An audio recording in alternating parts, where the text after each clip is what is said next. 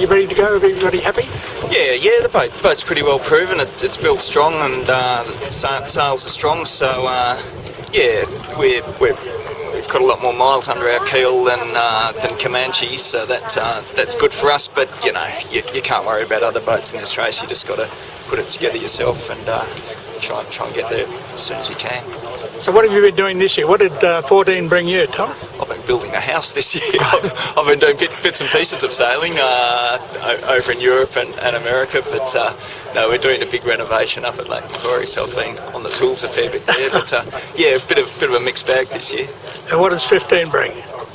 More of the same, really. Get into my weather modelling again, and some sailing over in Europe on the old Alfa Romeo that used to be here. Oh, yeah. We won Hobart on that in 2009, so it's nice to be back on that boat. Indeed, yes. Now Neville's got an MC38. Are you doing anything with him there? Oh, look, I've helped with the instruments a little bit, but no, that's just sort of inshore racing. I like to concentrate on that longer distance offshore stuff. It suits me more than round and round in circles in the harbour. I get dizzy doing that.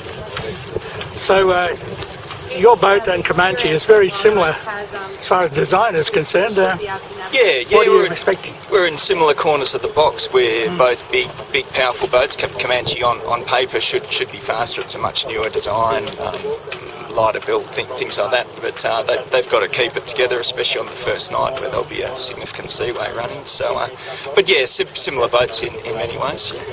What about any design changes to Perpetual LOYAL this year from last year? Nothing major. Some things planned for next year, but this year, no, we're running a slightly lighter bulb, and which brings the water ballast more into play. But small changes.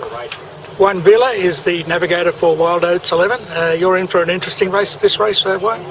Yeah, it looks like it's going to be a tricky one and interesting as well in some stages.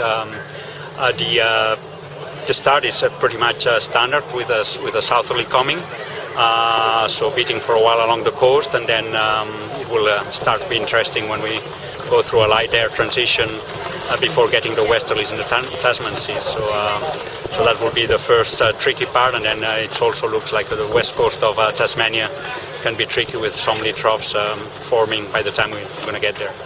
Well, it looks like it's going to be fairly busy up the front of the race with 5 100-footers. So how do you guys feel about that? Well, it's going to be interesting, and the tricky thing is that the boats are quite might go well on different range of conditions.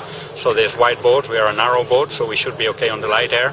The other boats might be okay in the reaching heavy air type of thing. So I guess it's going to be interesting to see, and I think it's probably what we're looking at the moment is everyone's going to have their turn at some stage. So we're looking forward to when we get our conditions to do it, use our speed as best as we can.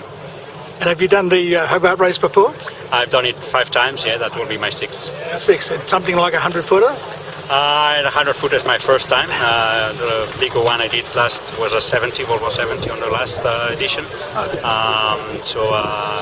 Just looking forward to that because it's definitely a fast race, and looking forward since we got a lot of good competition. Well, congratulations and good luck. Thank you.